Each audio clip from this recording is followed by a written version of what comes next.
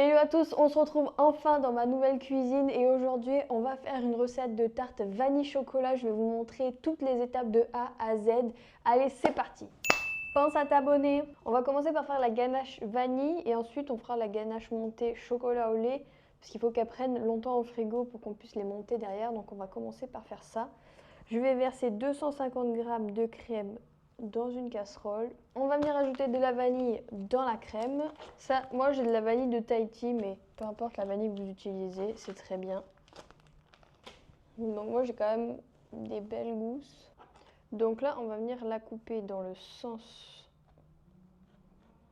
de la longueur, comme ça, voilà.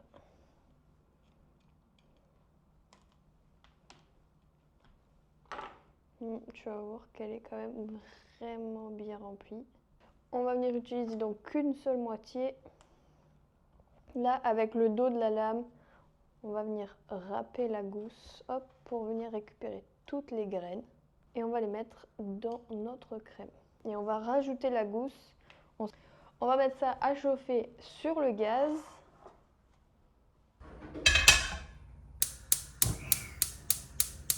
Donc là, quand la crème est bout, on éteint. Donc là, j'enlève ma gousse, mais je vais la garder. On va s'en servir après. Je vous dirai quand. Et on va verser la crème en 3 fois sur le chocolat blanc. Vous retrouverez dans la description tous les grammages de chaque étape. Une première fois de la crème. On va délayer un petit peu notre chocolat blanc.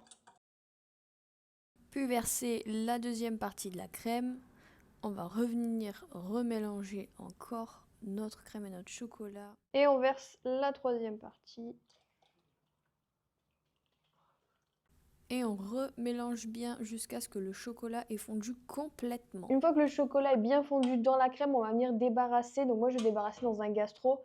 Plus c'est grand et plat, plus ça va refroidir plus vite. Et vu que la ganache, il faut qu'elle soit bien froide pour monter, je vous conseille de débarrasser dans des plaques. Vous filmez et après, on remet un film avant de mettre au frigo. Et on va laisser au frigo. Il faut au moins que ce soit 5 heures au frigo minimum. Si c'est une nuit, c'est vraiment le top. Ok, donc maintenant on va faire la ganache chocolat au lait. Donc on va faire exactement la même chose qu'on a fait avec la ganache chocolat blanc vanille. On va verser la crème, la faire chauffer et la verser en 3 fois dans le chocolat.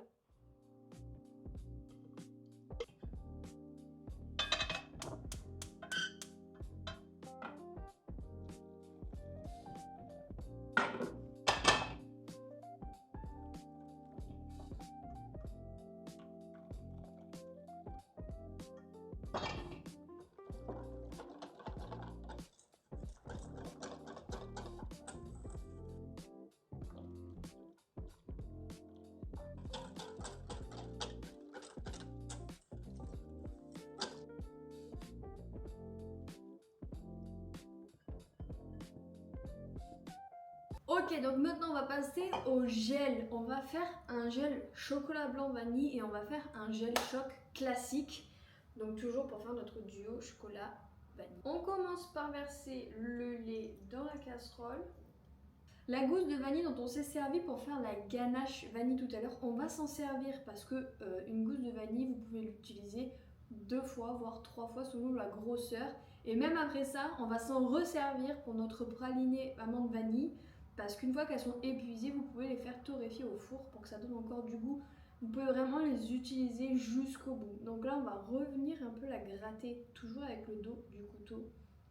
Vous la prenez toujours bien dans le sens de la longueur comme ça. Et vous venez gratter tout ce qui reste. Vous remettez votre gousse, vous remettez les graines et on remet le tout à chauffer sur le feu. Pendant ce temps, moi j'ai préparé le mélange sucre-pectine. Mélangez toujours votre pectine avec un petit peu de sucre. Là pour la recette, on a 6 g de sucre et 3 g de pectine. Vous mélangez tout ensemble. Par exemple, quand vous faites des confits, sur la grande quantité de sucre, vous prenez toujours un petit peu, l'équivalent de 2 cuillères pour mélanger avec votre pectine. Sinon, la pectine fera des grumeaux dans votre préparation. Et j'ai aussi préparé le chocolat et j'ai pas fait comme tout à l'heure, je l'ai déjà concassé. On va me faire avoir une deuxième fois. Ok, donc là quand ça frémit comme ça, on va venir retirer notre gousse de vanille. Encore une fois, c'est chaud. Voilà, on la retire. On la garde encore. On va s'en resservir encore après. Donc là, on va pouvoir venir ajouter notre chocolat. Donc on vient tout mettre dedans. On va le faire fondre complètement. On va ajouter notre mélange sucre-pectine. Et donc là, on va bien mélanger pour pas avoir de grumeaux. Ça va épaissir comme quand on fait un confit. Il faut bien mélanger. Donc là, on va pouvoir couper notre feu. Ça épaissit. Quand ça bout comme ça, on est bon. On va débarrasser dans un plat filmé. Et on va mettre au frigo jusqu'à ce que ça refroidisse. On passera un coup de Bamix après pour le lisser et on pourra ensuite le mettre dans notre tarte tranquillement. Hop là. Filmer toujours au contact, ça évite que ça croûte ou que ça prenne des odeurs dans le frigo. C'est toujours mieux. Quand je dis filmer au contact, c'est que je remets un film qui touche la préparation. Vous voyez là, le film est directement sur la préparation. On va passer au gel choc classique. Donc on va faire la même chose qu'on a fait pour le gel chocolat blanc vanille. On va mettre le lait à bouillir. Quand ça bout, on met le chocolat. Une fois qu'il est complètement dissous, on ajoute le mélange sucre-pectine et on mélange bien jusqu'à ce que ça épaississe.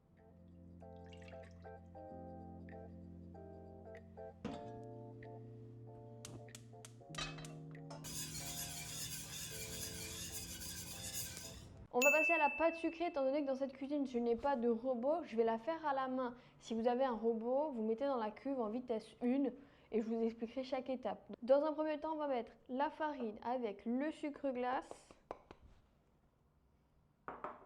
et le beurre froid. Donc, si vous le faites avec votre robot, vous le laissez en vitesse 1 et je vous montrerai le résultat que doit y avoir. Si vous le faites à la main, vous faites comme moi. En fait, vous cassez les bouts de beurre avec le sucre et la farine, tout ensemble. Ok, donc vous devez avoir ce résultat, même au batteur, ça doit être vraiment comme du sable. Voilà, vraiment comme du sable mouillé à la plage. C'est la même texture. Maintenant, donc quand on a cette texture, on vient rajouter un œuf.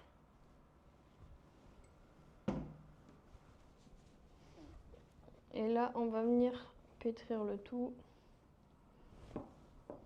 Pareil au robot, hein, vous rajoutez l'œuf, vous laissez tourner et vous allez avoir votre pâte qui va se former toute seule. Bon, je vais la terminer sur le plan de travail parce que je préfère la travailler comme ça. Donc là, on a une belle pâte. Je vais venir incorporer un petit peu le cacao. Si vous voulez une pâte qui soit toute cacaotée, vous mettez directement le cacao avec la farine et le sucre. Donc là, on va venir la filmer. On va la mettre une quinzaine de minutes au frigo. Ça va nous laisser le temps de commencer à préparer le praliné. Ce sera plus simple pour l'étalot quand elle prend bien au frais. Pour qu'elle se refroidisse plus vite, étalez-la le plus possible dans le sens qu'elle soit la plus plate possible. Ok, donc on va s'attaquer au praliné. Pour ça, on va mettre 200 g d'amandes à torréfier dans le four. On va les mettre 15 minutes à 150 degrés.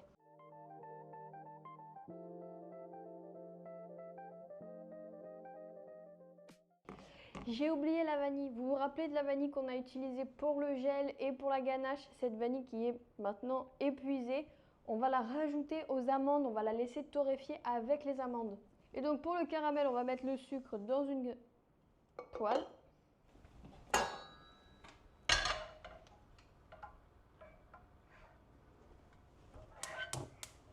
À côté, préparez un sile-pâte ou un papier cuisson sur lequel on viendra débarrasser notre caramel.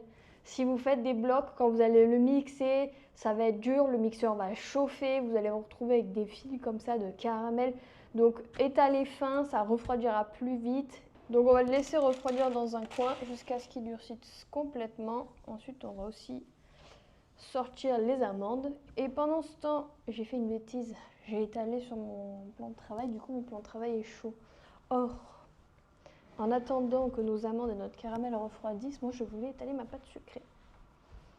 Donc je vais attendre qu'ils refroidissent un peu. Maintenant, on va venir foncer notre tarte. Donc, vous prenez votre moule ou votre cercle à tarte et vous venez le graisser, soit avec un pinceau, du beurre, avec un sopalin et du beurre, soit vous prenez une bombe à graisse. Moi, j'ai fait avec la bombe à graisse. On va pas venir rajouter de farine dans notre pâte parce qu'elle est déjà assez friable. On va prendre 2 feuilles de papier cuisson. Je vais enlever quand même un quart de la pâte.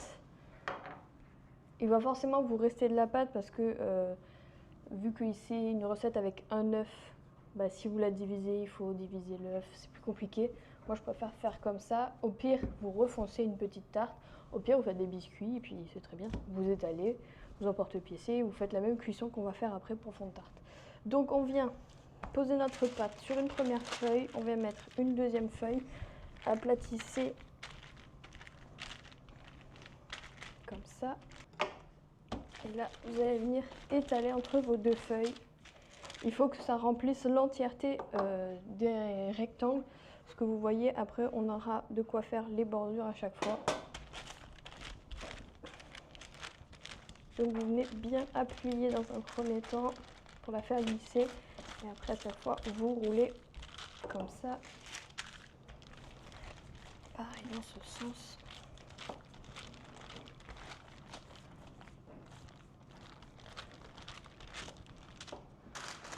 Ok, donc là ma pâte est étalée, elle a la même épaisseur de partout, donc on va venir décoller la première feuille.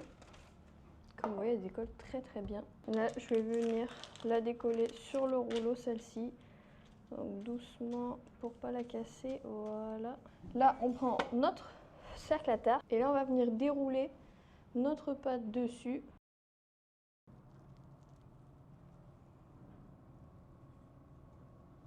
Là, le but, ça va être de venir descendre la pâte dans le bord en bas. Vous la prenez et vous la faites glisser comme ça, jusqu'en bas. Donc pensez bien ici à ce que ça fasse un angle droit et après vous allez pouvoir appuyer pour bien faire la forme du moule comme ça. Hop, hop, hop. Vous appuyez bien, vous faites remonter correctement le bord à chaque fois aussi.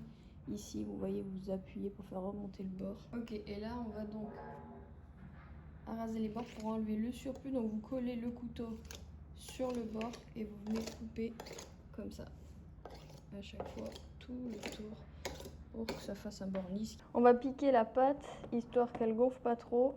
Une fois que le fond de tarte est foncé, vous allez le mettre au congélateur pendant au moins 20 minutes. Il faut qu'il soit complètement congelé avant qu'on le cuise. Ok, donc maintenant on va mixer notre praliné. Donc on va venir casser le caramel.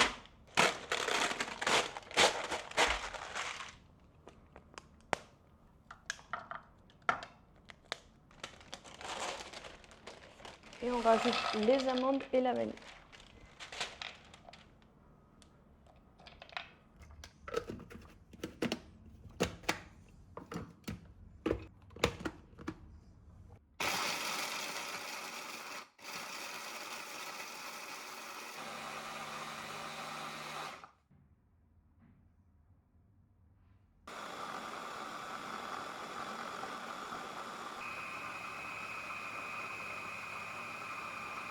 Ton praliné doit être bien lisse comme ça.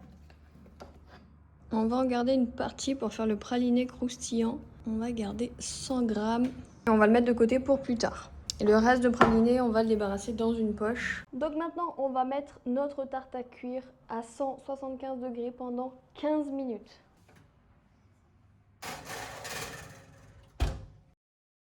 Pendant ce temps, on va venir mixer nos gels. Donc là, on a le gel choc classique. Je vais le mettre dans un verre doseur et ensuite, avec mon mixeur plongeant, je vais venir le mixer pour qu'il soit complètement lisse et qu'il n'y ait plus du tout de texture entre guillemets gélifiée. Voilà, il faut qu'il soit lisse comme ça.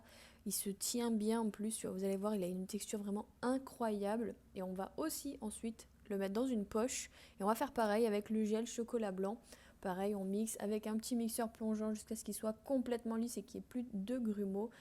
Il doit avoir cette texture bien lisse aussi. Hop, vous le mettez aussi dans une poche et on va les garder au frigo.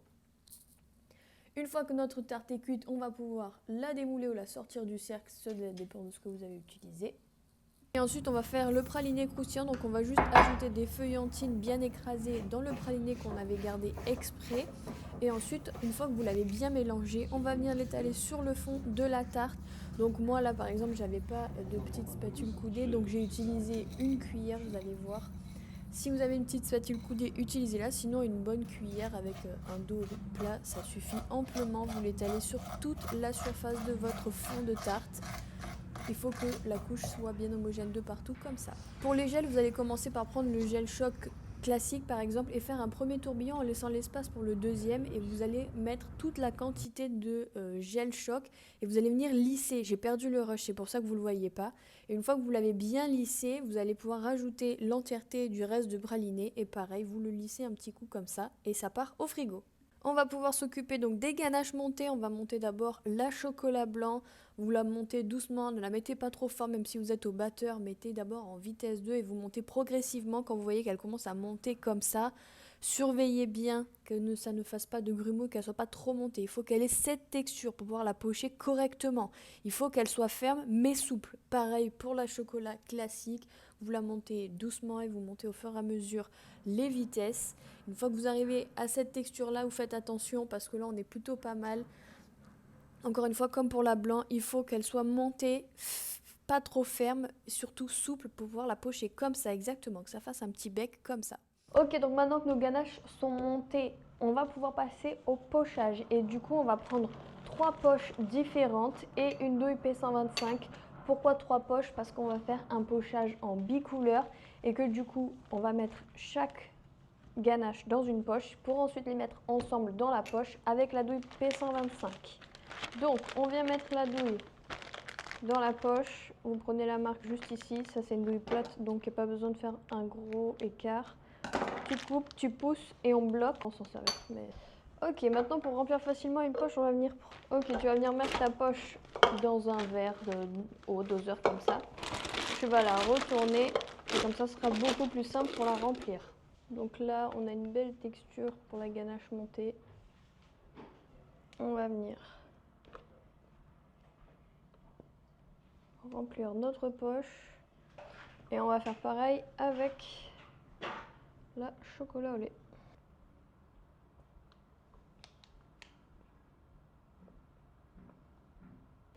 Ok, donc maintenant on va venir mettre les deux poches dans la poche avec la douille P125. Donc on vérifie que la douille est bien bloquée. On va venir faire une ouverture de cette taille, pareil de l'autre côté, la même taille. Et ensuite on va les mettre dans le même sens, donc vous voyez avec la petite bande vers le haut, la petite bande vers le haut. On les met un peu en quinconce comme ça et on va venir les rentrer dans la poche. Donc là vous voyez, je vais les glisser et je vais faire en sorte que les deux têtes arrivent dans la douille, mais qu'il y en ait une en haut et une en bas. Pour que ça puisse faire le bicolore, il faut qu'elles ne soient pas... si elles sont collées comme ça, en fait, la couleur qui sera de ce côté sortira en premier par rapport à celle-ci. Alors que si vous les décalez un peu, les deux couleurs vont sortir en même temps. Donc voilà, là, vous voyez, on a les deux, une en bas, une en haut. Je vous montre ici, on a une en haut et une en bas. Donc là, voilà, ça va, elle est pas trop grosse. Il faut faire en sorte que ce soit pas trop gros pour que vous puissiez facilement après faire le mouvement. Parce que bien évidemment que je vais faire des fleurs. Donc on récupère la tarte qui a été au frais.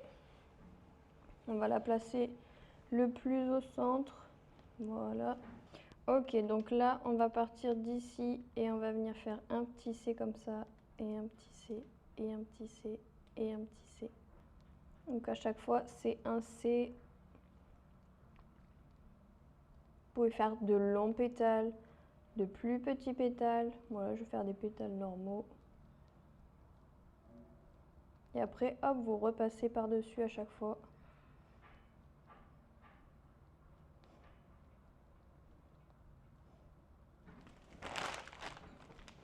À chaque fois, on repasse par-dessus.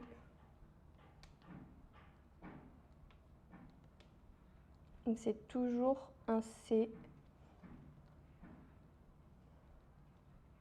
Vous tournez en même temps le plateau.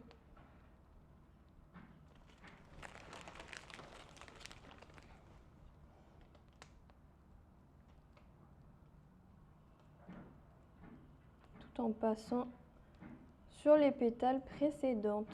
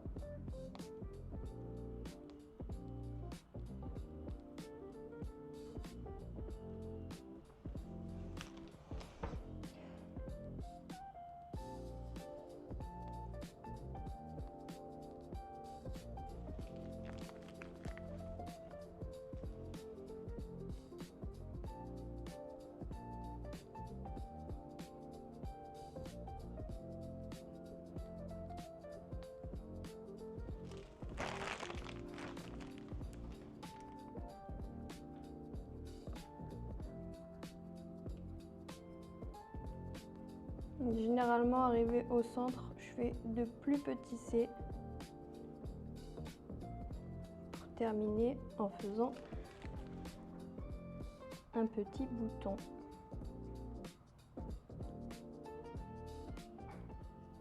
On va mettre notre tarte un peu au frais avant de faire la découpe pour qu'elle prenne bien au frigo et après on revient pour la découpe.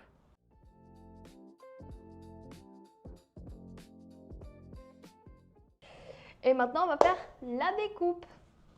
Donc, je vais venir prendre un grand couteau et là, je vais couper donc une belle part.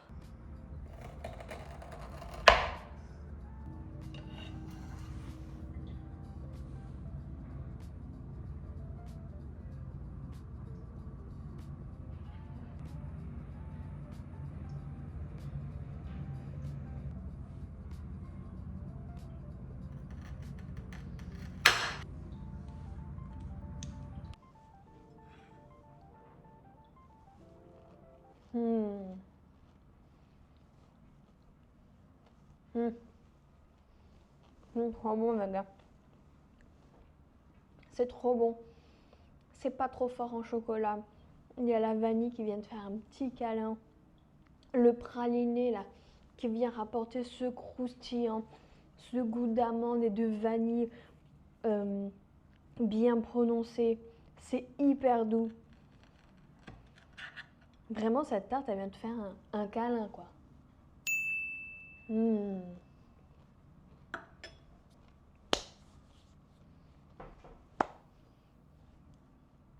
Vraiment, les gars, c'est hyper bon. Dis-moi dans les commentaires si cette recette t'a plu et si tu l'as refaite. On se retrouve dans la prochaine vidéo. Bisous!